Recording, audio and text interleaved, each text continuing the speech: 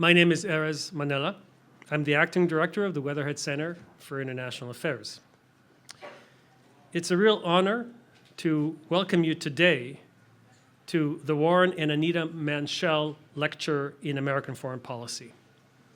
The title of our lecture is The Crisis of Pax Americana. We will be delivered by Walter Russell Mead. This timely topic, the crisis of Pax Americana, is precisely the sort of exchange that the Warren and Anita Manshel Lecture in American Foreign Policy is designed to foster.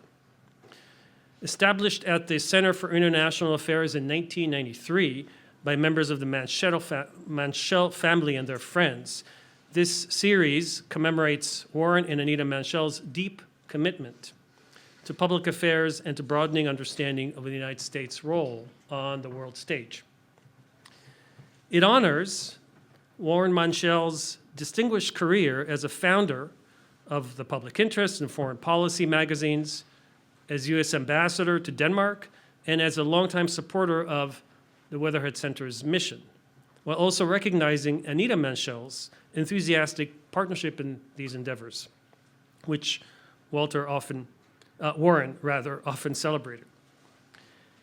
Each lecture continues their legacy by fostering thoughtful dialogue on the evolving challenges of American diplomacy.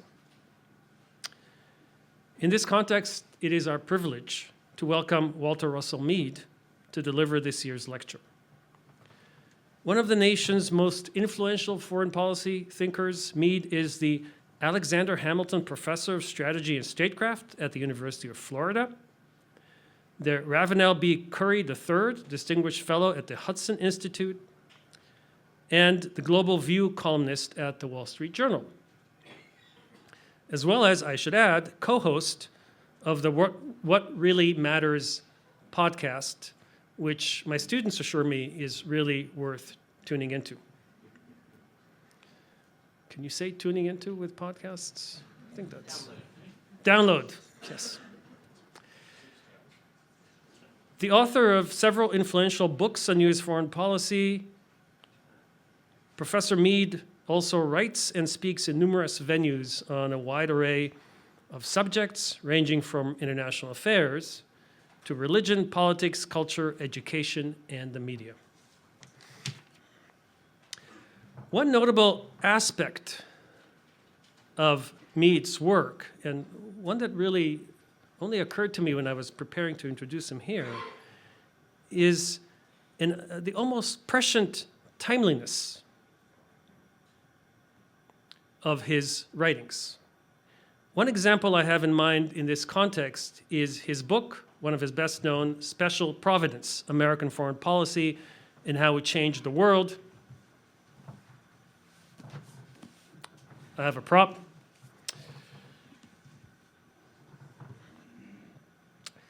This book was published in 2001, just weeks after 9/11. And so that book's masterful delineation of the four distinct, long-standing traditions or approaches to American foreign policy, Jeffersonian, which he dubbed Jeffersonian, Hamiltonian, Jacksonian, and Wilsonian. This kind of typology really influenced and left a profound mark on the heated post-9/11 debates about the direction and character of U.S. actions in the world. And I should also say left a profound mark on a graduate student at the time who was working on Wilsonianism, namely myself. But that's not the only example. Another poignant example of this uncanny timeliness of Walter Russell Mead's work is his most recent book, titled The Ark of a Covenant, the United States, Israel, and the Fate of the Jewish People. It was published only months before October 7th, 2023, and once again, it is deeply resonant with current debates about the United States' relationship with Israel and its policy toward the conflict in the Middle East. Tonight, Professor Mead will examine the crisis of Pax Americana and consider what a renewed U.S. strategic framework may require in an era of global instability. And as we just said, as we were talking before I began the introduction, this book began in the wake of the end of the Cold War, another era of transition in international order. And so I think Professor Mead is really the perfect person to bring in to speak about our current era of global transition. A word about format. First, we'll hear directly from our speaker, and then he and I will be in conversation right here. And then the floor will be open for your questions. There is a microphone right here on my left side, your right side of the room. Please, when you line up for questions, come around the back and line up.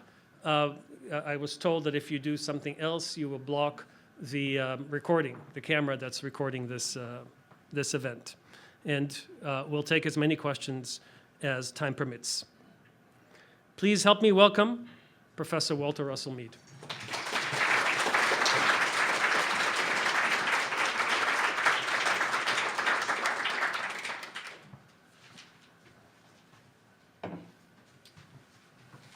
Well, thanks for that introduction, and thank you all for turning out.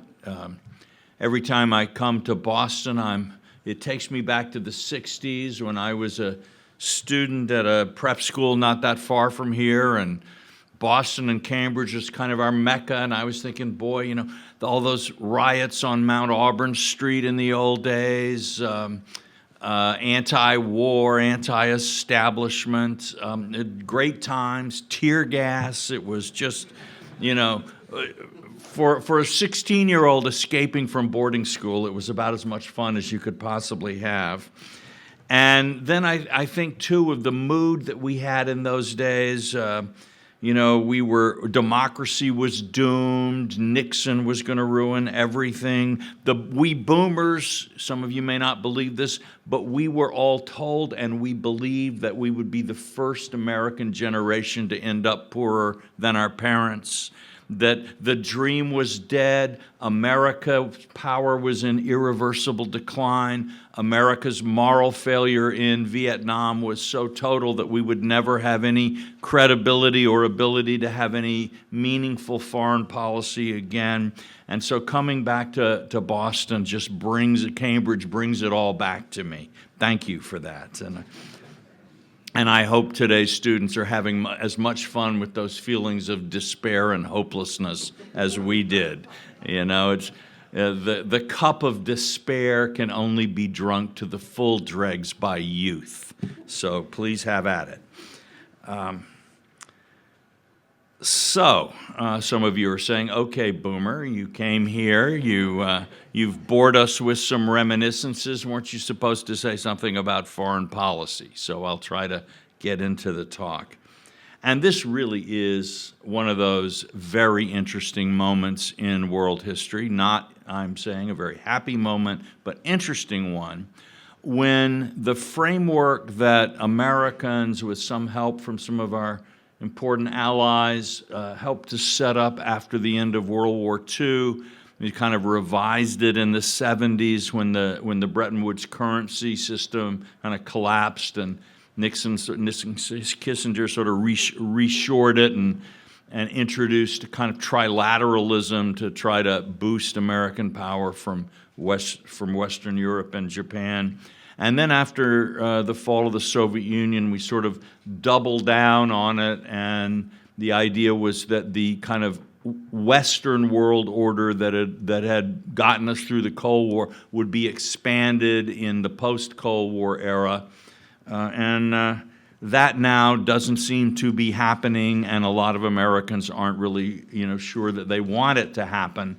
And so we're looking in a new era in which not only the post-1990s framework is kind of up for grabs, but even in some ways the post-1945 framework is being contested.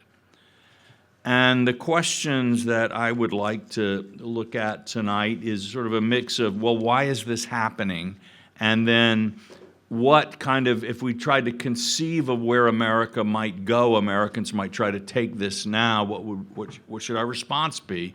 And how likely is it that we would succeed?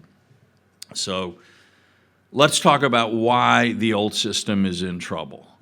And one of the reasons is kind of a no-fault reason, which is that nothing lasts forever in world affairs.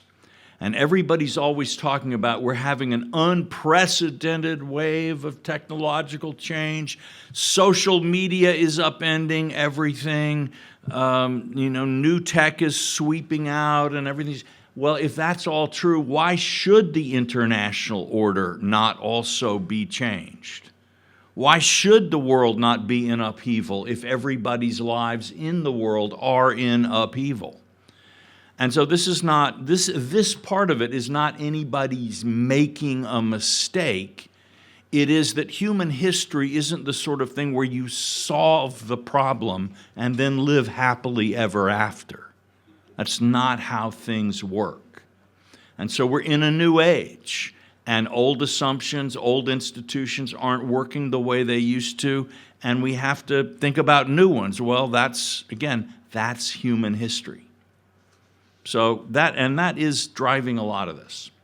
Beyond that, I think we can say one problem is that the adversaries of this old system are now stronger than before and working together more cohesively than before.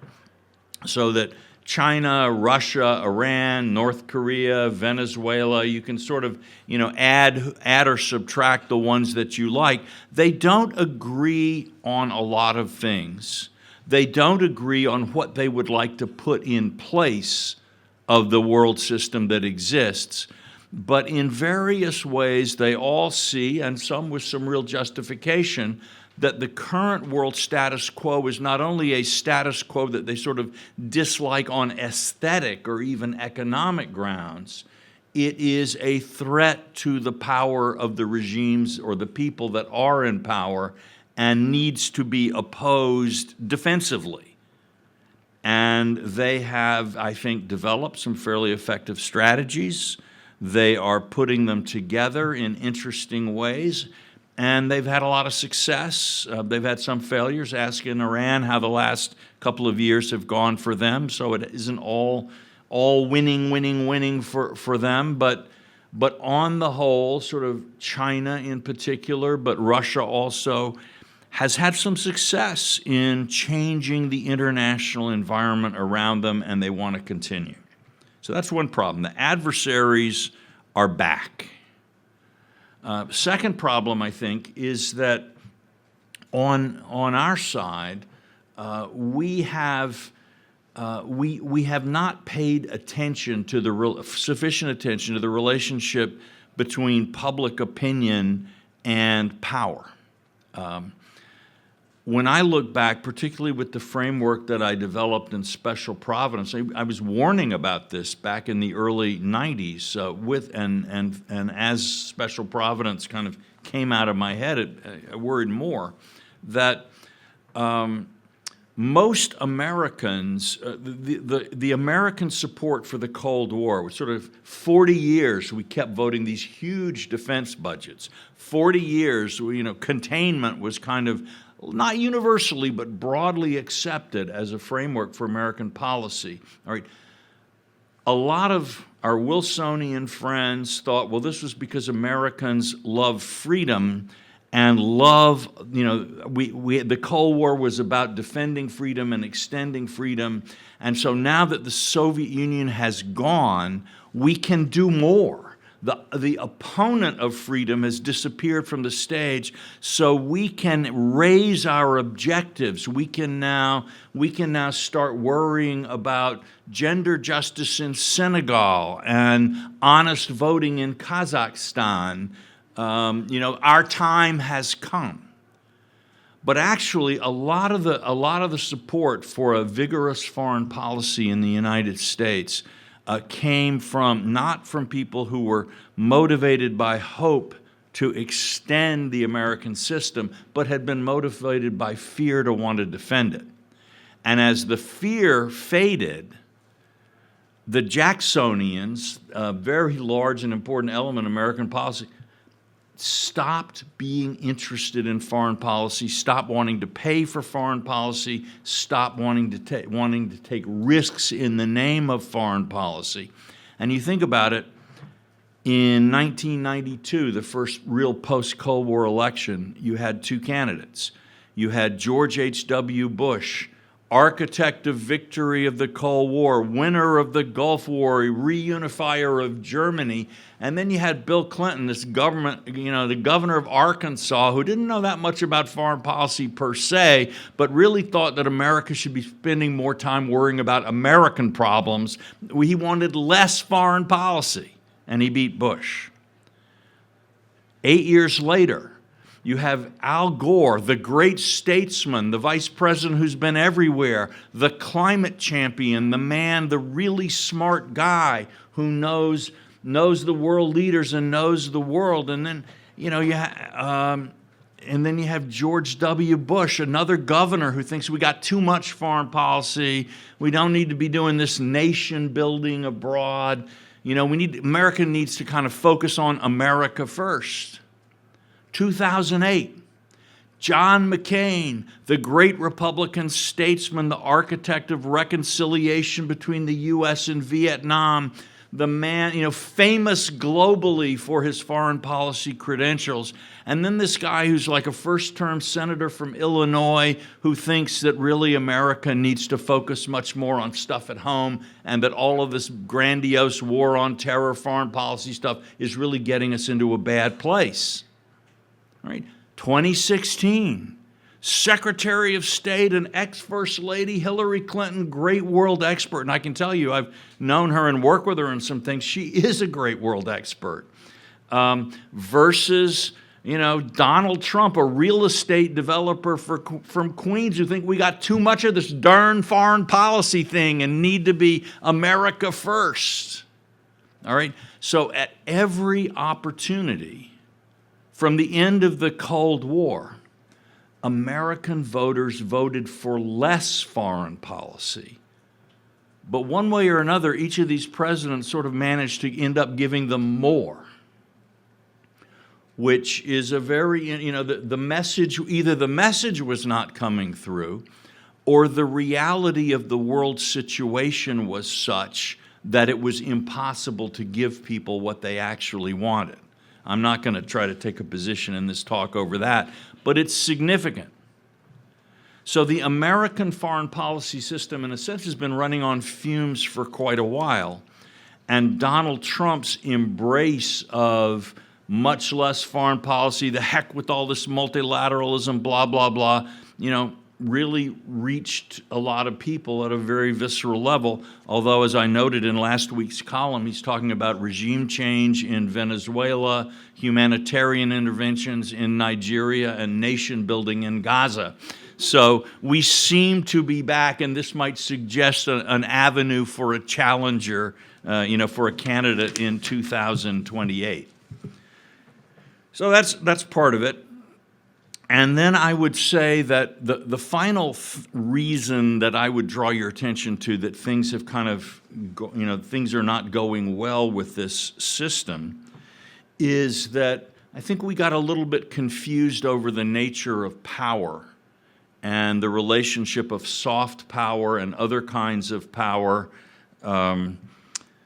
You could argue that the last 30 years, we've had two kinds of, that liberalism, which in my mind, the liberal mind is not a fundamentalist mind. It's a cautious mind. It looks at any programs, even its own, with a certain degree of skepticism. But many liberals have fallen victim to two different varieties of what I would think of as liberal fundamentalism. The one we're most familiar with is sort of what people call market fundamentalism. If we just have free trade, then the whole world is going to be fine. And the answer to any economic problem is deregulate, market forces, whatever. That's not all wrong, and there's a lot of truth in it, but like everything else, it needs to be adjusted from the blackboard to the actual world. And that sometimes makes economists unhappy. but it makes doctrinaire people even more unhappy. And I think we've had a lot of doctrinaires. The other one is what I would call rights fundamentalism. That if we just get perfect, we really double down on human rights everywhere, everything is going to be great, and that can be the basis for world order, is sort of a quest for human rights utopia. Which again, I like human rights as much as anybody else, and I like free markets. But when you convert these from sort of goals that you are pursuing in a complicated world, sometimes in rather strange, crooked ways, to sort of, I'm going to get there no matter what, I'm going to bulldoze everything, and you have a kind of monomaniacal approach, you get in trouble. I would say we also, even as we embrace these kinds of fundamentalisms, we also forgot the role of hard power in establishing those world systems, okay? We did not win the Second World War because everybody thought Eleanor Roosevelt's ideas about a universal declaration of human rights were just so compelling that that was how the world wanted to live. We won World War II because we killed millions of people in amazing orgies of destruction and blood. We assembled violence and force. One night in Tokyo, we killed 84,000 Japanese civilians in deliberate terror attacks on civilian neighborhoods in a country where homes were built of paper. I'm not even getting to, Hiroshima and Nagasaki, all right? Not even the Huns destroyed as many European historic monuments as we did in that war. Franklin Roosevelt was advised that he should not call for unconditional surrender by Germany because that would prolong the war, increase suffering, it would unite Germans around Hitler's leadership. And Roosevelt's conviction was that one of the reasons that we were having the Second World War was that the Germans had called for the armistice in 1918 before the war got to Germany. The war was still outside. They didn't know what war was. And he said, this time they will. All right? So when we talk about the beautiful world order that emerged from the ashes of World War II, we forget not only the cruelties and the horrors of the actual war, and that we won it because we were better at organizing productive powers for destruction than our enemies were. All right? But we also forget just how for years after that war, the President of the United States basically could decide how many calories everybody in Germany and Japan would get to eat. And there was a decade of real suffering even as their economies began to recover. And so you have a whole generation of people whose worldview, sort of includes right thing. War is terrible, and war against the United States is even worse. All right? And we, 50 years later, we thought it was our moral purity and our piety that were upholding the world order. It's still not. It's still not. That's a good thing. I'm all for moral piety and purity and all those things. But again, it is the reason that China doesn't attack Taiwan today is because it's not quite sure what would happen if it did. The reason Russia hasn't been hasn't nuked anybody in Ukraine or Europe has more to do with their fears of what would happen if they did than to any admiration of the moral example that we're setting by not nuking anyone. So that doesn't mean that soft power has no place. And it certainly doesn't mean that morality in international life has no place. But we've missed it. We've kind of tried to do too much. We have failed to understand the sources of strength. We have allowed ourselves to turn elements of our ideology into idols so that we have become liberal fundamentalists rather than liberals. And these things have gotten us into trouble. Well, where can we go from here? And I'll try to be quick. I'll try to give you sketch out a new world order in just a few minutes, because I know that with the new grading policies at Harvard, all the undergraduates here are so crushed you can hardly live, and you have to get back to your unremitting academic toil, so I don't want to keep you from your books longer than I must. But I think we can actually, I would suggest that what the United States got kind of lured into after the end of the Cold War was we became what you might call an offshore hegemon.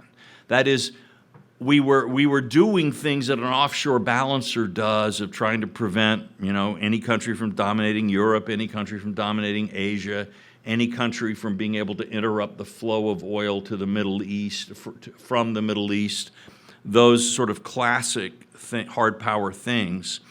And we tried to, but we tried to then set up a political order kind of in our own image in each of these theaters. So we promote democracy and so on and so forth, all of which is fine. I don't, no principled objection.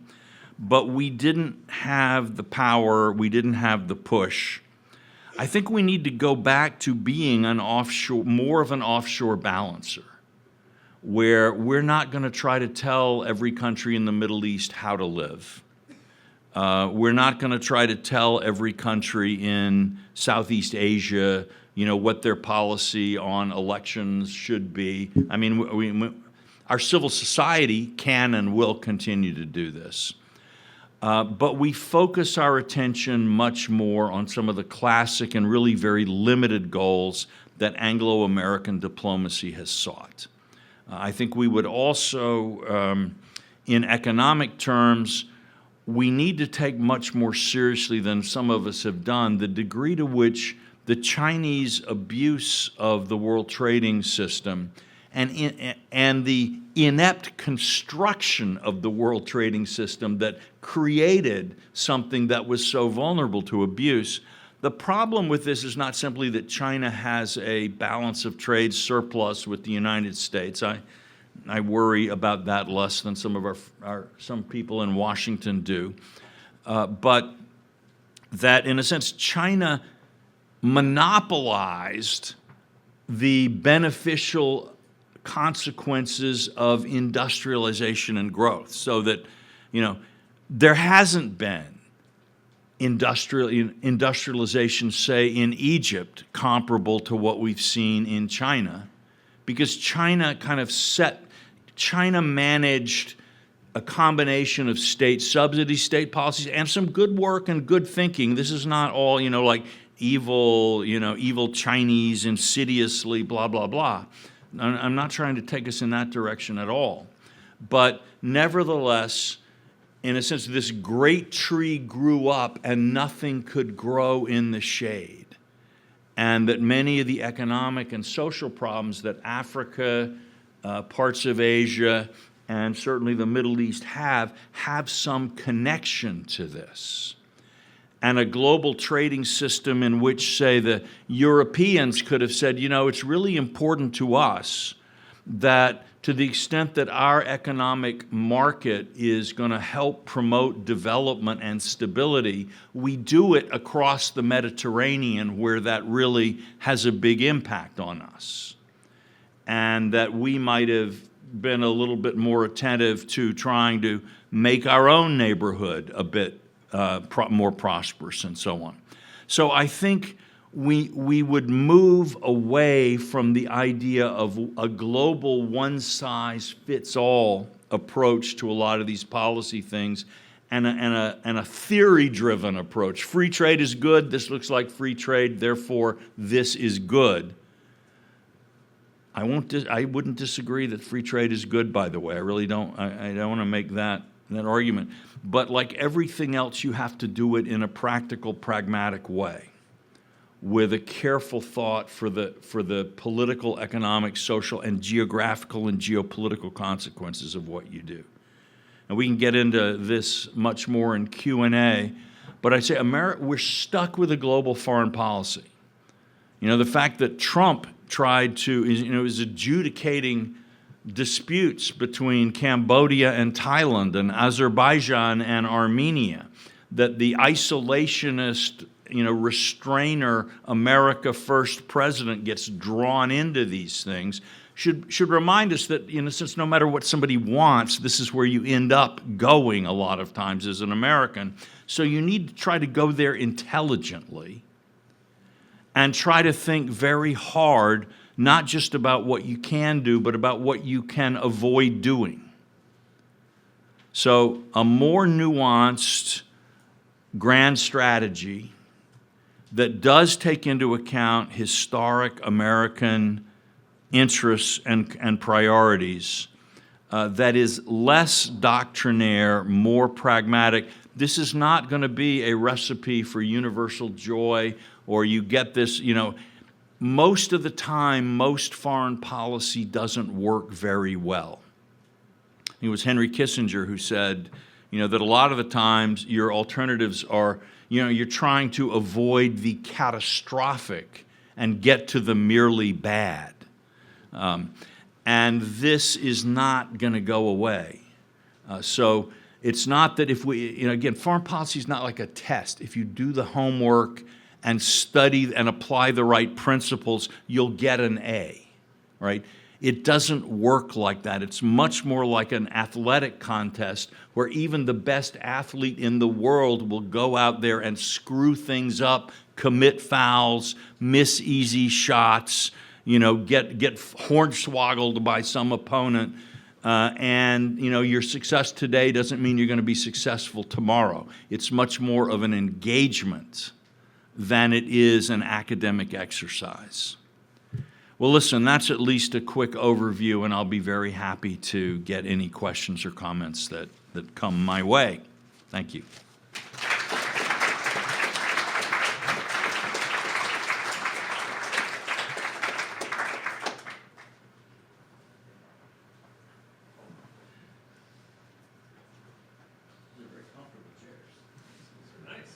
Faculty club clearly knows how to live. So I'm realizing that the chairs here are set in a way where if you're seated behind the first 2 or 3 rows, you're just going to hear us, not see us. But I guess that's just part of the thing, and it's all being recorded. So if you miss anything, you can watch it later. I had a couple of questions in mind. First of all, thank you for this really terrific and very clear, really, prescription. There were a couple of thoughts that I had as you were speaking, particularly toward the later part where you were giving your sense of what we ought to do now. One is with regard to China and the role of China in what you call the abuse of the world economic system. And I liked the horticultural metaphor with the tree that grows and a few things can grow in the shade. And the question I had, given the point that you made that we should have done more, we Americans should have done more to encourage some growth in our own neighborhood, is that to my recollection, the earliest both electoral noises all the way back in 1992, and then major protests, for example, in Seattle in 1999, but even before that, were not so much about China, they were about NAFTA. Yeah. So it seems from that perspective that they were about efforts to precisely spread that wealth, as it were, in America's own neighborhood. So what do you make of that? Well, I think, NAFTA was, in my mind, another example of sort of doctrinaire rulemaking rather than smart policy. Because I can remember how both the H.W. Bush folks and the Clinton folks basically said, here's what NAFTA will do. It's going to solidify Mexican democracy, which at the time was looking like it was really moving ahead. It's going to stop migration or dramatically reduce migration because it's going to create so many jobs in Mexico. And then it's going to make Americans better off because on the one hand, we'll get cheap stuff from Mexico, but on the other hand, it's going to, like, you know, as Mexico prospers, we'll prosper, everything's going to be great. None of these things happened in quite the way that they were supposed to happen. And, you know, even at the time, it seemed to me, for example, that if you really looked seriously at NAFTA, as opposed to sort of a general theory of, you know, Adam Smith economics, right? NAFTA was going to increase migration from Mexico. Why is this? Because it was going to, part of the price was to liberalize Mexican agriculture, which would mean a lot of great exports from Iowa American farmers into Mexico, but would mean the destruction of small farms all over Mexico, setting off a really large wave of jobless people who would need to do something. And at the same time, the pre-NAFTA Mexican industrial structure, a lot of it was super protected, unbelievably inefficient, often corruptly state-run crud, all right, but it was still employing people. So you were going to be simultaneously releasing labor from manufacturing that was going to be killed and from farming. And it was really unlikely that maquiladoras, however successful, were going to account for that. So this was just sloppy, stupid thinking. And it was from people whose dogmatic ideas about magic of markets, which again, on the whole, I tend to sympathize with as ideas, would just work themselves out in a very complex historical setting, and you didn't really have to worry about any of the fiddly bits, you know? It wasn't policy making, it was ideology projection. And at the same time, that failed to understand how the American interests, who demanded liberalization in Mexico in ways that would undercut some of the stated policy goals in the US at a pace that was probably unsustainable, would miss. And that, to me, encapsulates the way kind of elite policy making just went wrong. I would actually, now I'm going to say something really controversial. So far I've been, you know, very laid back. But I think probably the worst experience, the worst course of action I can think of for someone who wants to be a useful person in international affairs would be to spend the first, 35 years of your life mostly in an American educational environment. If you wanted to deal with Vladimir Putin, you'd have done much better to run away from home at 16 and play poker with a one-eyed guy, in a dive bar in Hamburg. You would have if you survived that experience, you would have a much better understanding of who was sitting across the table from you than if you'd been reading all these incredibly intricate theoretical accounts of how states work, okay? Told you it would be controversial. Getting a lot less laughter from the faculty rows. Little bit more back among the undergrads, I think. So, again, I'm not saying, theory is not bad. Academic study is not bad. But when you are socialized into an academic environment where you don't really, that great thing that they say in engineering, in theory there is no difference between theory and practice, but in practice there is, okay? If that truth hasn't sunk into your bones, you are going to make a colossal mess in any kind of policy at just the moment you think you finally got it perfectly right. Another thing you said that brought a question to my mind was the phrase, think of what you can avoid doing.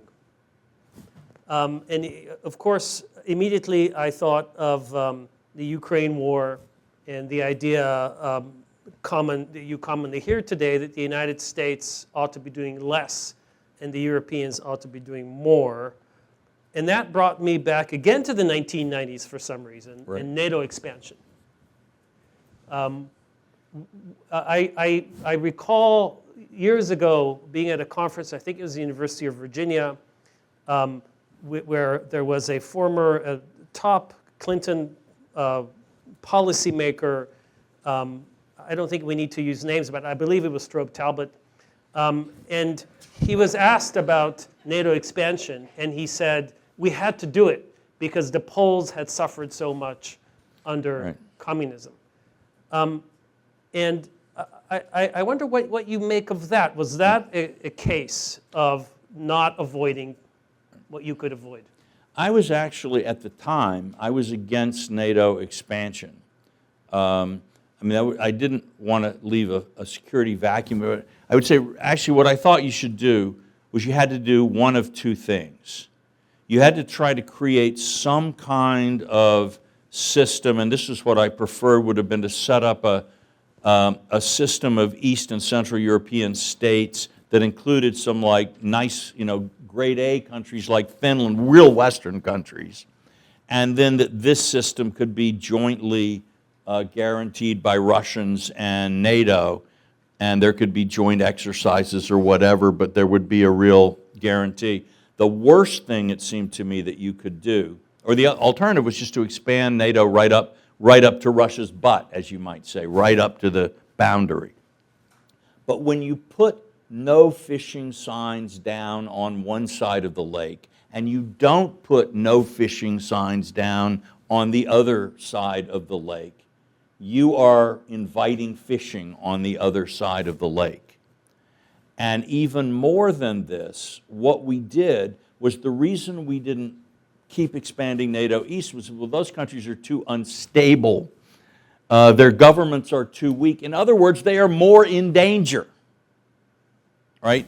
So we expanded NATO to cover essentially the easy cases, and then left a security vacuum for the hard cases. This is not wise.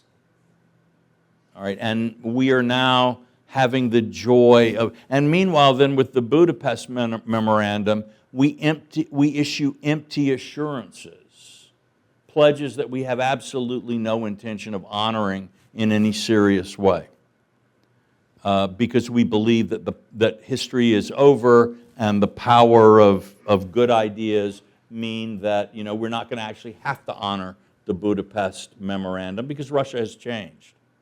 It's very depressing.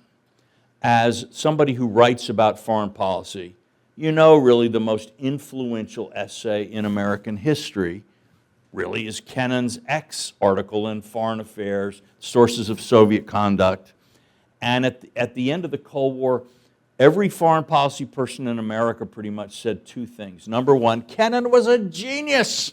He saw it coming 40 years ago. He knew how to manage this. What a guy, what a genius. All right. And the second thing they said was, okay, now that Russians aren't communists, we can be friends and everything's going to be fine. Kennan's whole point in that piece, the Sources of Soviet Conduct, was not, our problem is these people are communists. It is, our problem is these people are Russian. All right. So we have a so-called policy establishment which is simultaneously capable of hailing something as prophetic genius and not bothering to pay attention to what it says. And then we go and we do things like sign the Budapest Memorandum, a pledge we never really seriously intended to do much about, which only made sense if we would never need it, if no one ever needed it. So the level of incompetence and stupidity and narcissism in the spaces where foreign policy was made in the 20s. Now, we were drunk on victory and drunk on success. It happens. It's not the first time in history it's happened, and it probably won't be the last. Maybe the last time we're drunk on victory, it might be the last time we win. No, I'm hoping that's not true. But it really was a failure. And one of the consequences for these serial failures has been that the American people are progressively withdrawing their consent from the foreign policy elite, or foreign policy establishment, so it gets harder and harder to get them to do something even when we should. Now, as to what we maybe should not have done in the 90s, I wonder sometimes if we made a mistake by acting like a helicopter parent over Yugoslavia. You know, that the Europeans failed dismally to do anything about the sort of horrors of the wars of the Yugoslav succession, the civil wars that swept ex-Yugoslavia after that. And the Clinton administration, give them credit, did try to stay out of it for a while. But ultimately, you know, the sort of moral pressure was so great. But it is, you know, it's really quite possible. That would have been a nice starter crisis for the Europeans, because that was a time Russia was very weak. It wasn't really able to do something. And if we had, and I think it would have been a lot less disruptive if we had said back then, no, Europe, really, this is your thing here. There is no threat to the territorial integrity of any NATO state in this crisis. It's an offense against humanitarian, it's a humanitarian problem against standards that we share, but you're rich enough, and you're certainly strong enough to deal with Serbia, all right? So do it. And that you might have seen a kind of a European security personality begin to develop then. But we were helicopter parents. And so by the time, you know, by the Ukraine crisis, you know, the consequences are much greater. And Europe is, if anything, was less prepared in 2023 to face Russia than it would have been in 1993. So this does not look to me like successful policymaking.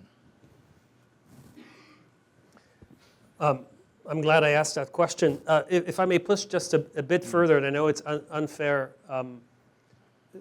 to some extent, but given your critiques of everything that was done since the 90s. I, of course, would have done everything perfectly. Let's just make that clear. Right, so that's exactly my question. If you had the opportunity, perhaps you have had the opportunity to advise decision makers today what to do about Ukraine, given everything that's happened, what would be, you know, to try to avoid, as you said, I think you quoted Kissinger, to try to avoid, what was it, calamity, and just have a bad result. What would you say? Well, I would actually say, first of all, you really have to look yourself in the mirror very hard and ask yourself, how much do you actually care? I think a lot of our policy making on Ukraine has been, in Europe and in America, has been, we actually don't care enough to really take risks or bear significant costs for Ukraine, but we don't like thinking of ourselves as the kind of people who won't stick up for Ukraine. Therefore, what we're going to do is we're going to make a kind of a showy thing about how much we care about Ukraine, but we aren't going to cross a certain line. And that our intended audience is less Putin than our own self-images in our own self-respect. And I believe that really was where our policy has been and where European policy has been. And so the first thing you have to ask yourself, honestly and openly, is how much do I care? How much does this matter? What am I willing to do? I actually, I actually think, particularly given who Putin is and what we know about Putin, that one should care. I've actually been to Ukraine twice since the war started.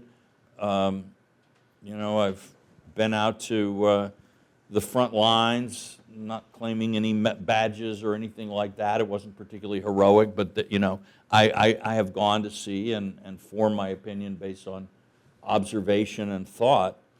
But I think we're also not thinking very strategically here. The policy discussions about Ukraine are almost entirely focused about, are we giving Ukraine enough weapons and underneath that enough money?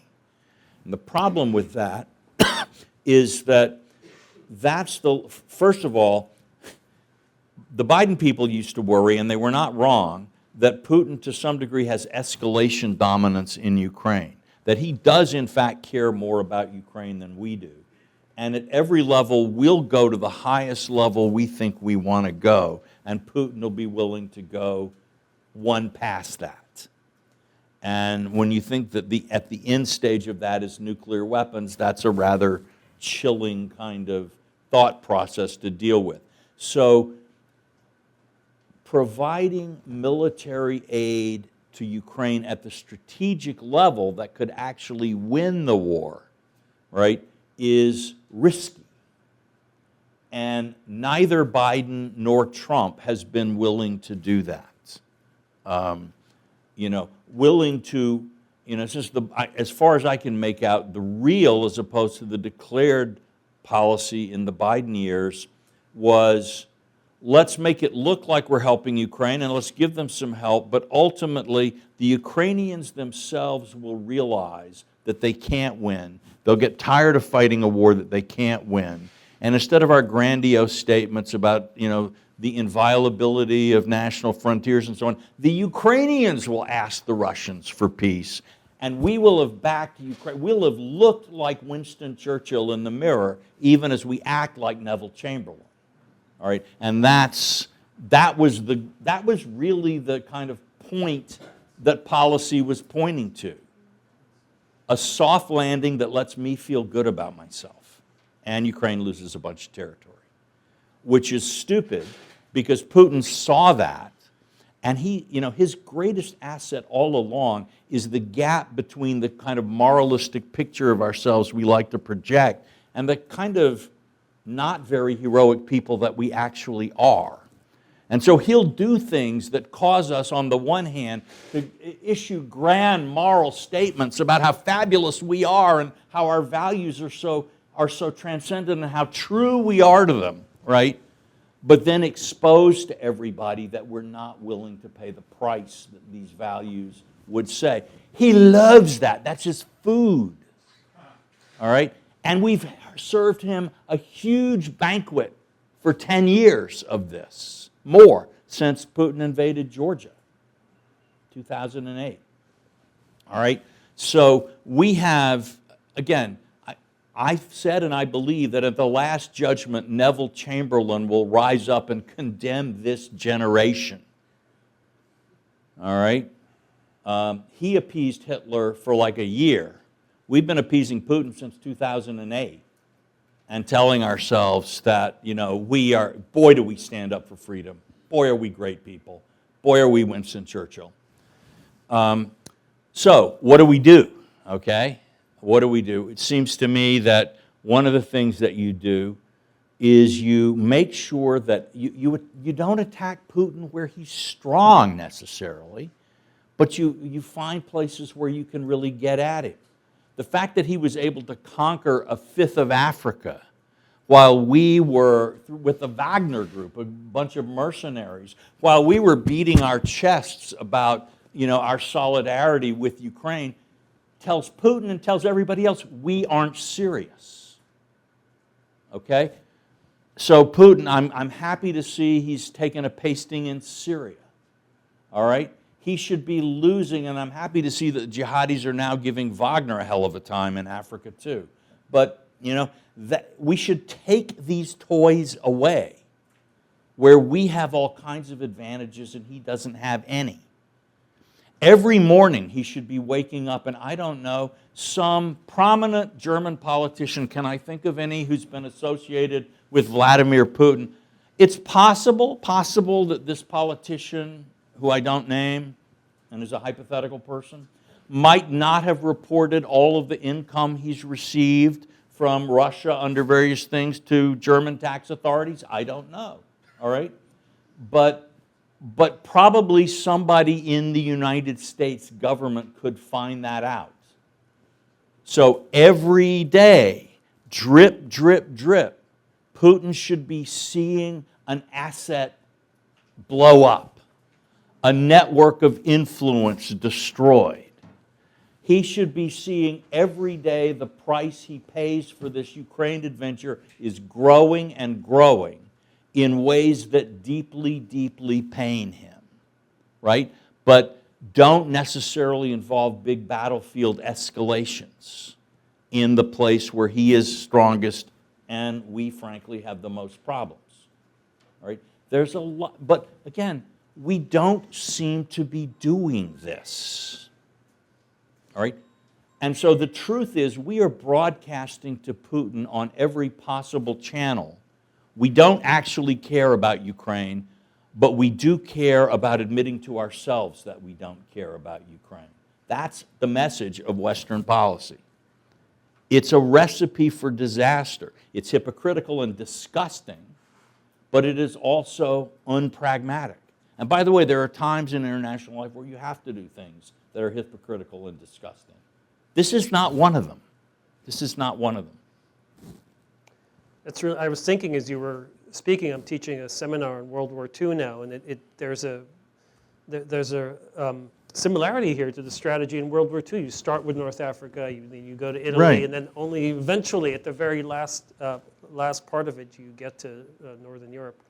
I'm going to ask you one last question. And after that, we'll go to the audience. So if you have questions, you can start lining up at the microphone. And this is going to be an easy one, so it won't take you long. It's about the conflict in the Middle East. I promise my answer won't be longer than the conflict in the Middle East. According to our president, it's 3,000 years or 5,000, I forget. You wrote a book, as I mentioned, just not long before, actually, Right. October 7th, 2023, the Ark of the Covenant, about the history of U.S. relations with Israel. And I'm wondering two things. One is whether you could tell us briefly what you learned in the process of writing that book that you didn't know before, and then also how that perspective, if it has changed, how it has changed in the last 2 years. Okay. Well, what I learned, I think, in the book that I really didn't understand when I sat down to write it. The first thing I learned was how complicated it was, because I'm not sure I ever would have started writing that book if I'd known how hard it would be to write the whole thing. But that actually American policy vis-a-vis Israel is a really difficult thing to analyze, because presidents use Israel policy in two different ways. One of it is basis of American interests in the Middle East. You know, where what role? What's your picture of the world? What's your picture of the role of the Middle East in it? What's your picture of the role of the U.S.-Israeli relationship in that picture of the Middle East? That's basically the best way to understand what any given administration is or isn't doing about U.S.-Israel relations at any given moment. But at the same time, okay, because Americans care, so many Americans from all different political points of view care so intensely about this issue, it's an incredibly effective way for a president to signal politically. So, you know, if you are, you know, back in say Bill Clinton's days, if he wanted to signal, you know, he could or even Biden, okay, if Biden felt that he was losing too much support on the left of his party, he could have himself or Kamala Harris do things like saying, well, you know, Palestinians have rights too, and every human being has rights, and Palestinians, and people go, oh great, he's not as much in the tank for Israel as I thought, and this is terrific, and this is fantastic. Or if on the other hand you were worried that the right you were getting pushed too effectively portrayed as being too far to the left, you say something about Israel has the right to defend itself and we're with Israel.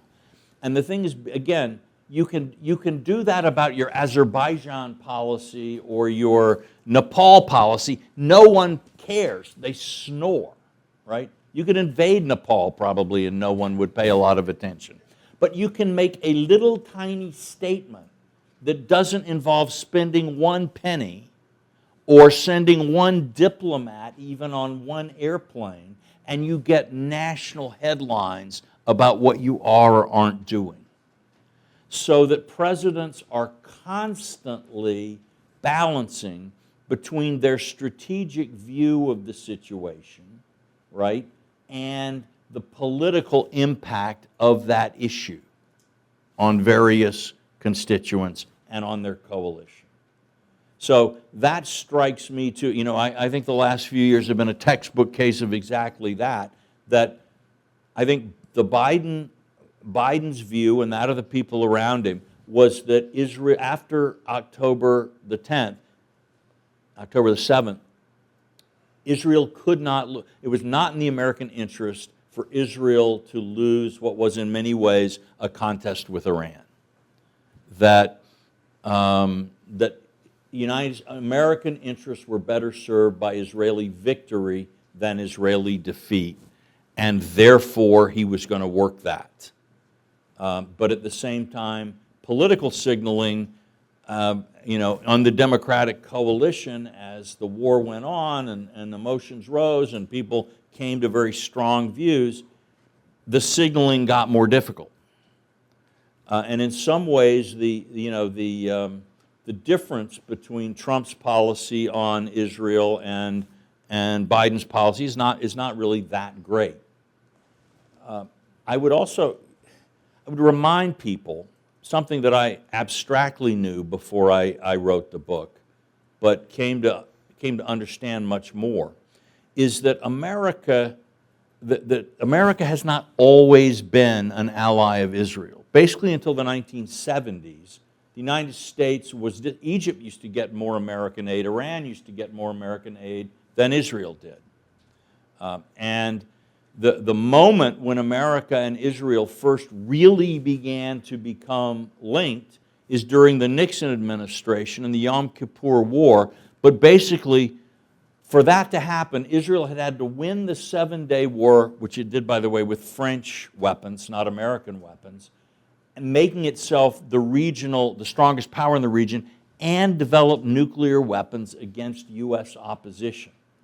And so Israel did not become a regional superpower with nuclear weapons because it had an American alliance.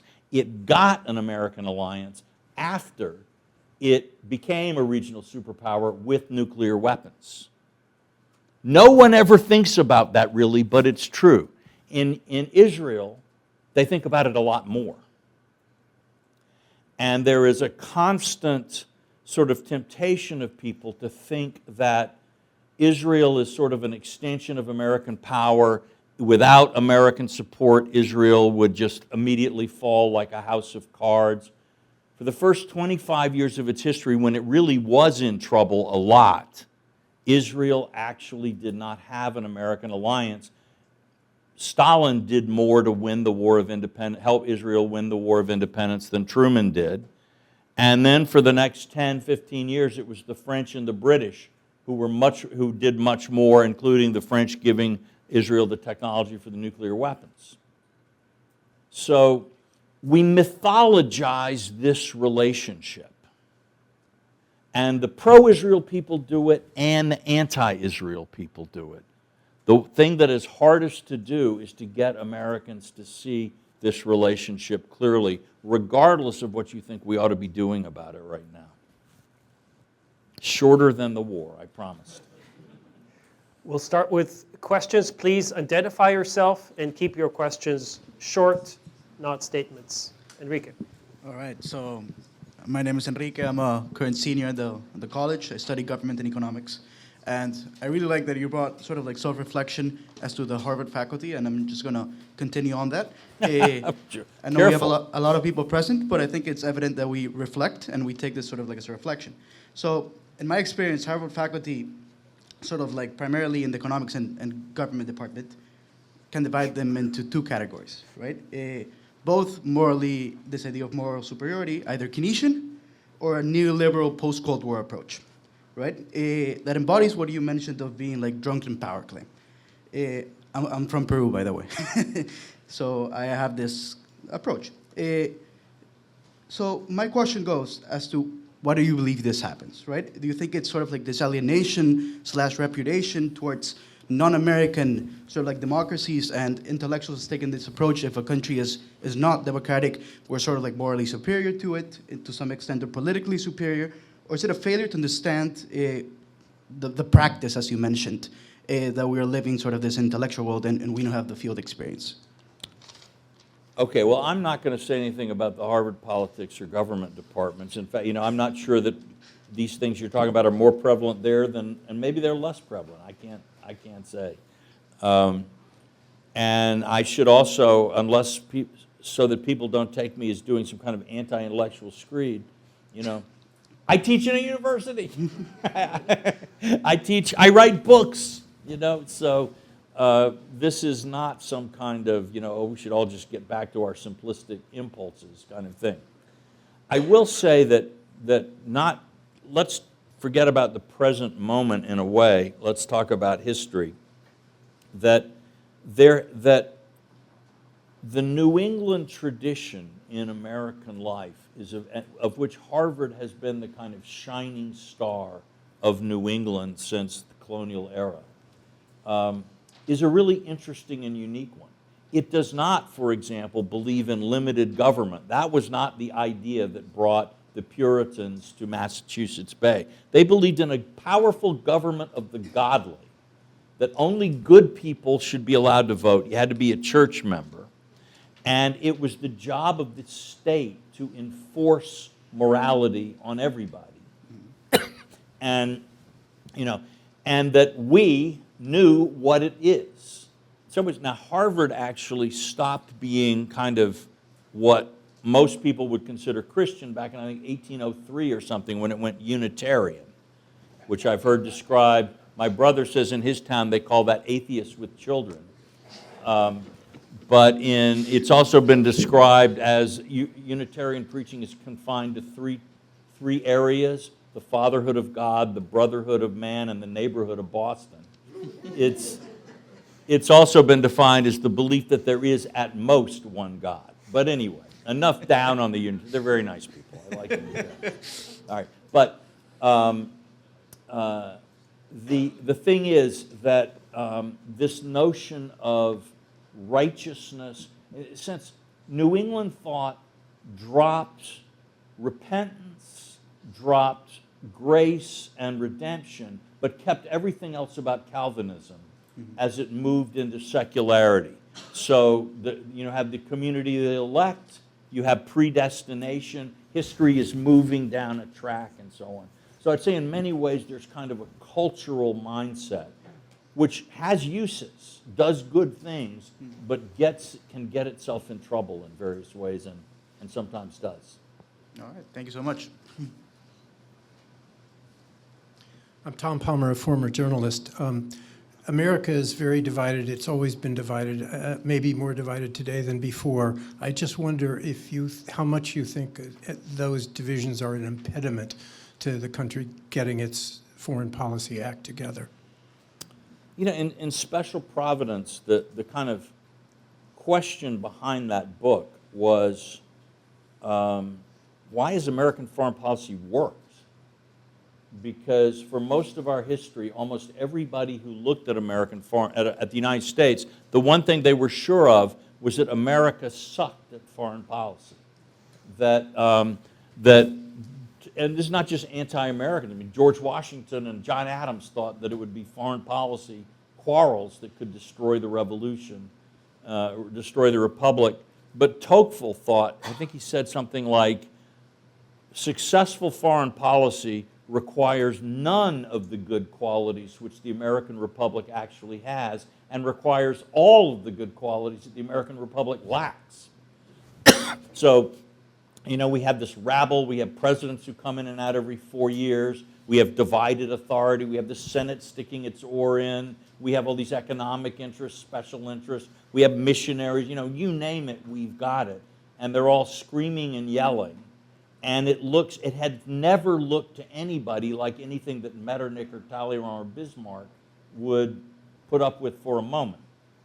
And yet, if you think about it, over the last 200 years, Who knows how long that continues, but over the last 200 years, the sort of most marked trend in international relations has been the gradual increase of power and authority of the United States in the international system. So how is it that a country that is so divided, so chaotic, whose political establishment is so weak, whose intellectual establishment is so poorly situated often politically, how come this country has done so well? And I think my answer is that the American political process, in its bizarre, sometimes extremely bizarre behavior, diversity, actually provides a better route for determining the national interest than the sort of great plans of the genius in a tower.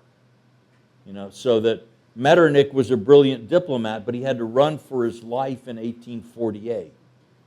Fisher Ames said, you know, the foreign policy of a monarchy is like a great ship of war, and it goes on really well until it hits a rock and sinks.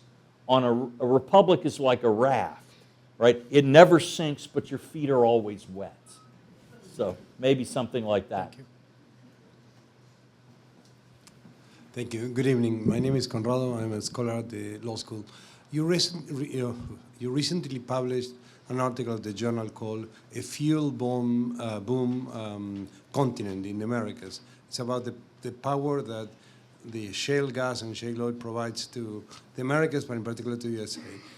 50% of the heating in the world is produced with natural gas. Can you comment how geopolitics are affected by this leverage that America has? Well, I think what you can see, yeah, I mean, look, I think the fact that the United States could, you know, back in the 70s when the United States was an importer of oil and the hemisphere as a whole was not as big a factor as it is, the United States sort of hung on every development in the Middle East. Soviet Union had terrific pricing power. When there's abundant oil and it's coming from the Western Hemisphere, it's hard for countries like Russia to get too ambitious. And also the United States does not have to spend as much time thinking about what every country in the Middle East would like us to do.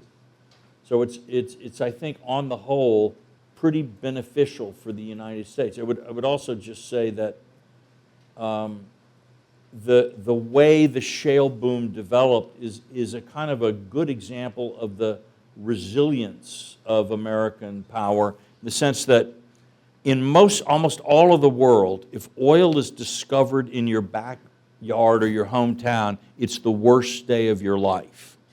Because you don't own that oil. The government owns it, right? But they're going to develop it. So they're going to wreck your house, your yard, et cetera, and you won't receive the benefits.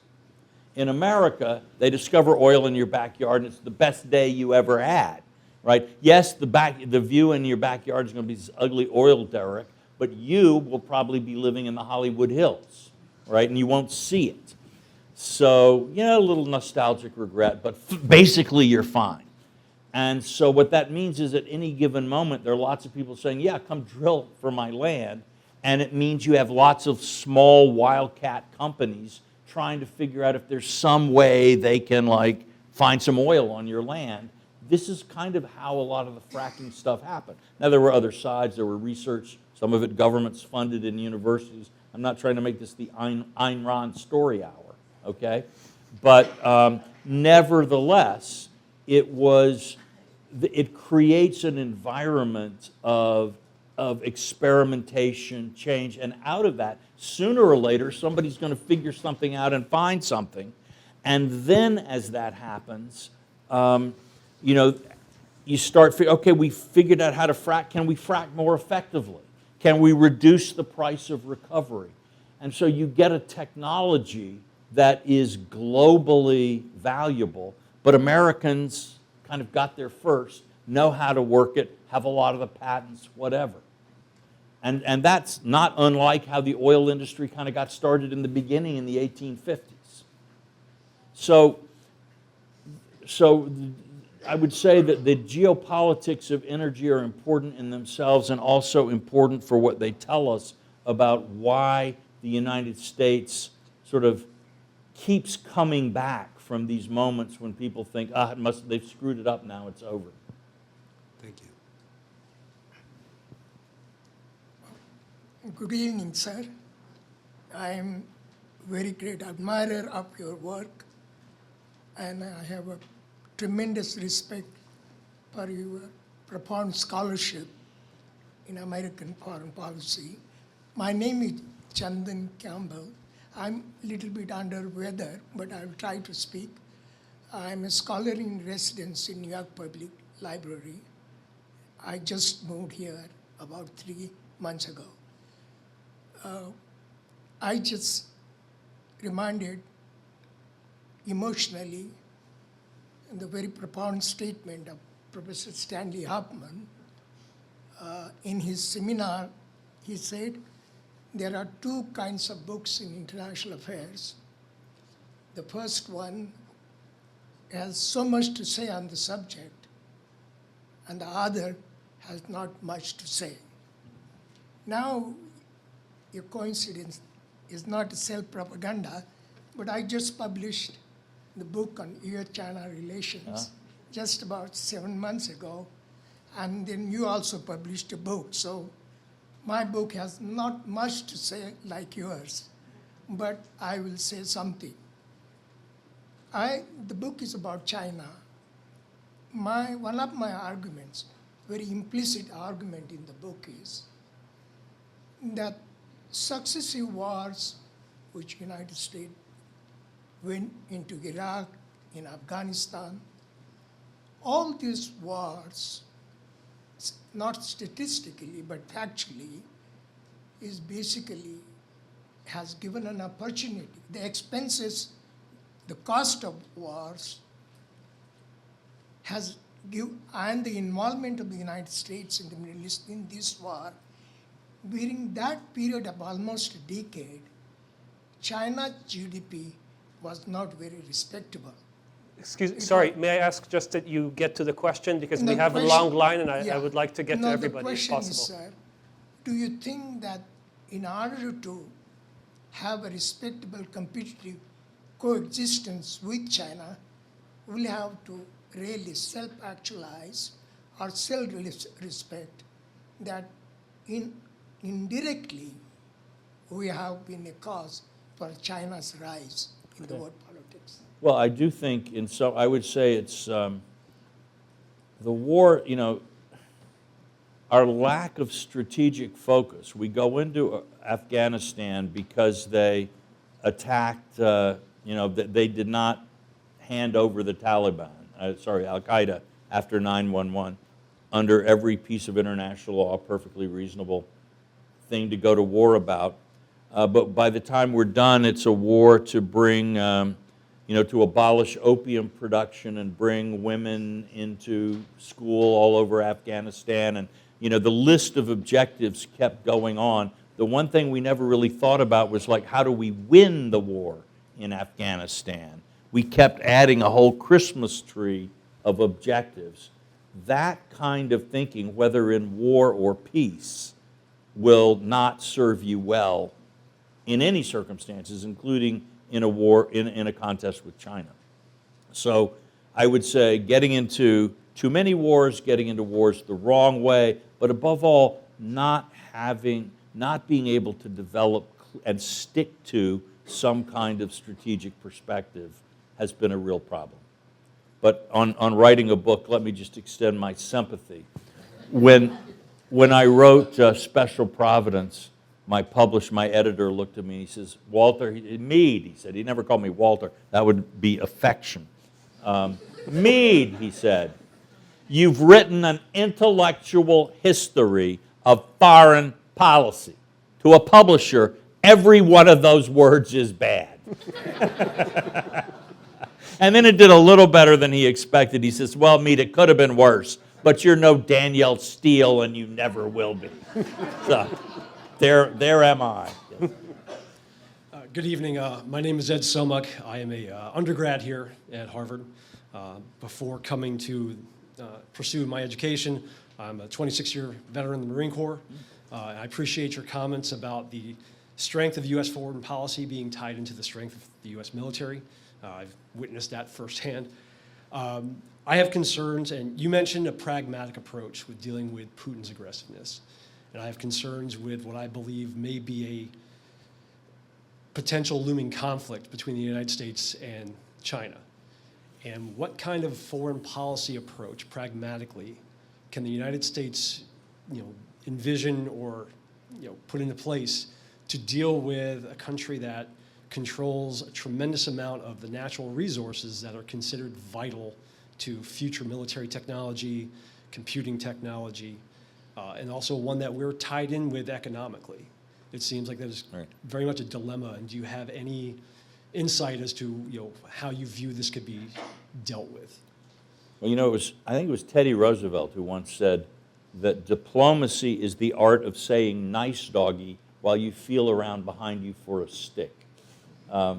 So part of it is, first of all, let me be very clear on this point. My goal is not that the United States win a war, hot or cold, with China. It's that we find a way to manage our relationship with China in a way that avoids both of those.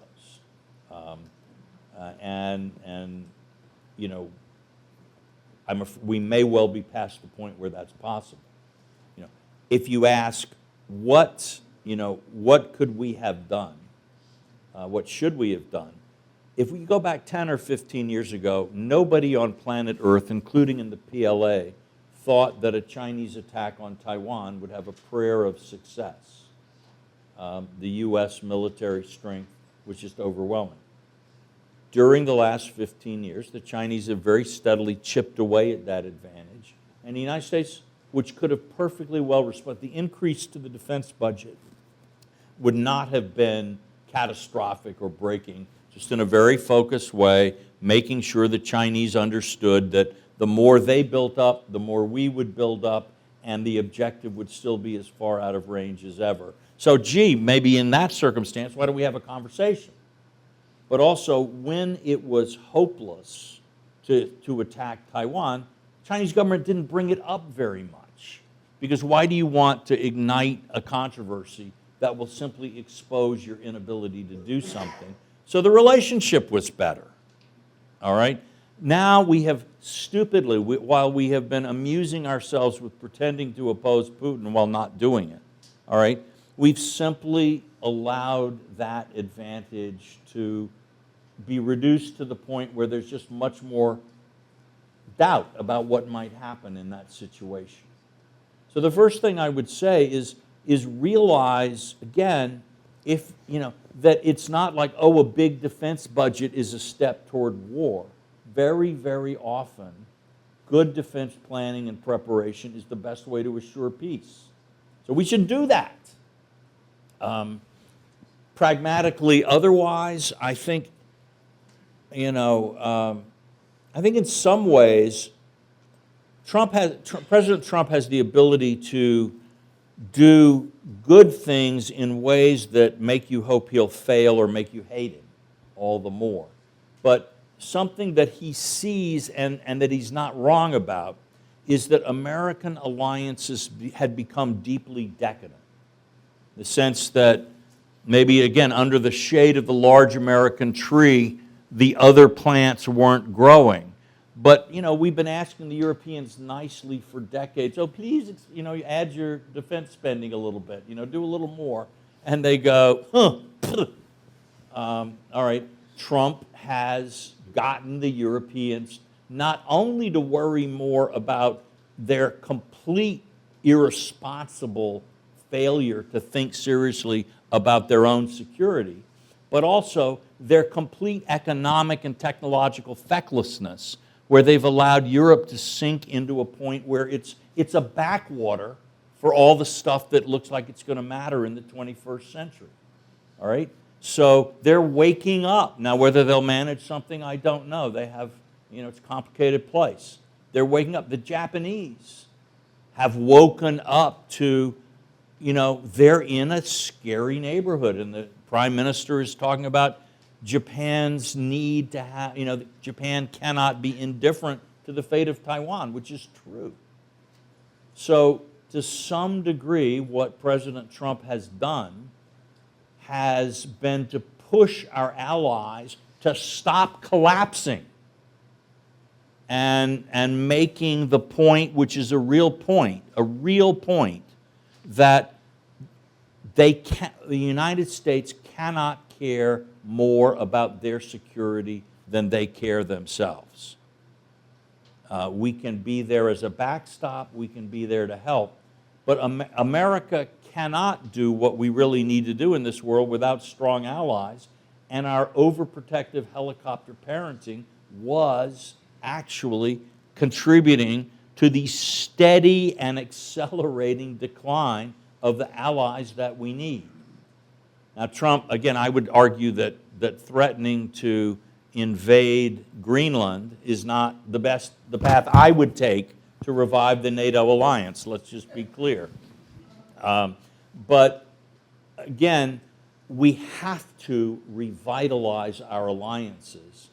And the way you do that is not by trying to tell your allies, I will take care of all your problems. So we'll see how it works. Thank you.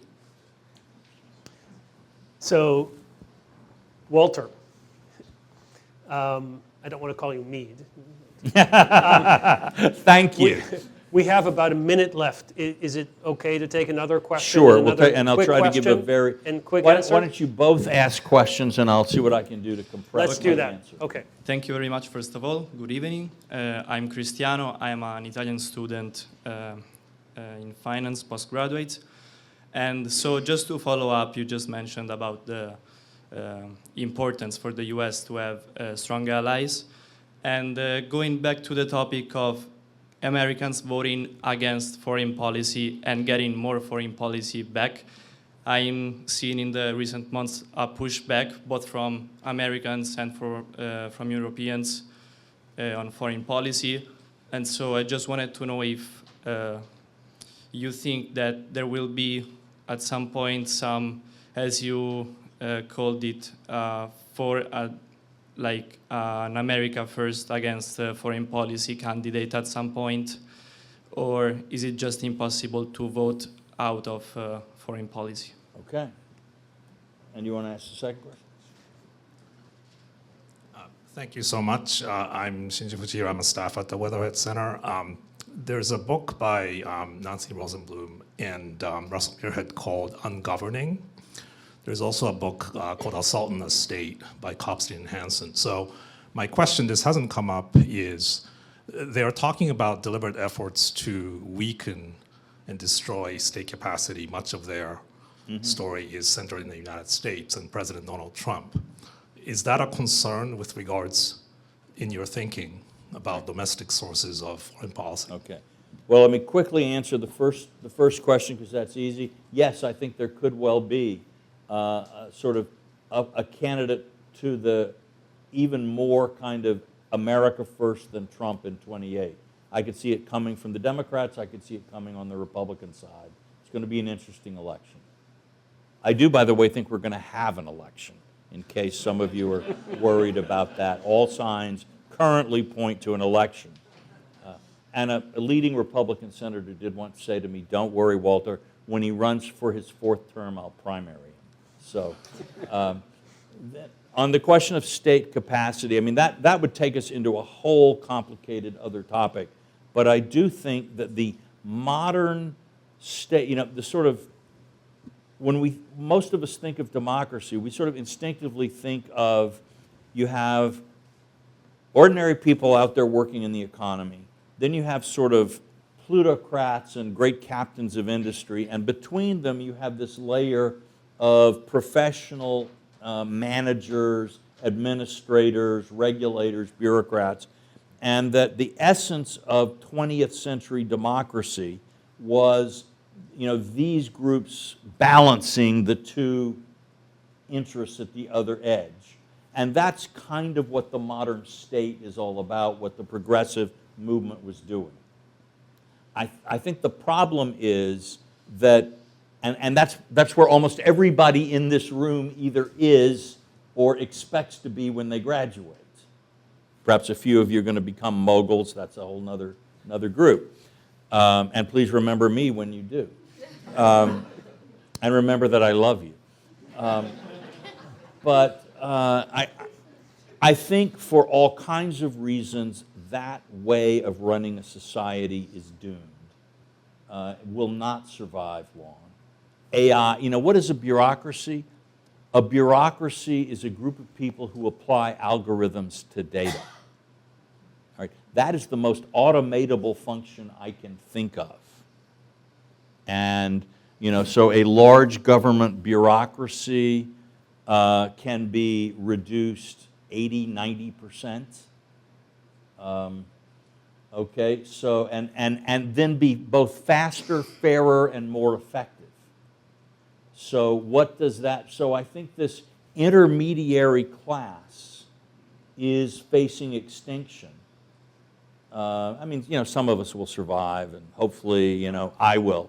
But, and that is blowing a lot of our minds. I think a lot of the fear that people are expressing, and again, you see it on the right and the left, about the future of American democracy, the future of the republic, and so on, is very much bound up in this immense scale and reach of changes that are clearly not that far off. So Trump, that is clearly an element in Trump. I think it's an element in the Mamdani phenomenon too. And it is true, it is indisputably true, that when a society is faced by massive change in its core political and cultural structures, that will have an impact on both the way it perceives external events and on the resources that it brings to bear on addressing those issues. Right.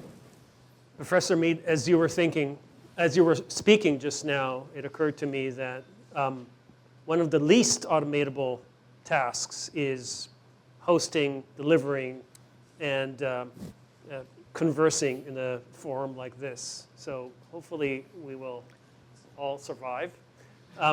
Thank you, Walter Russell Mead, for joining us. Thank you all. Thank you.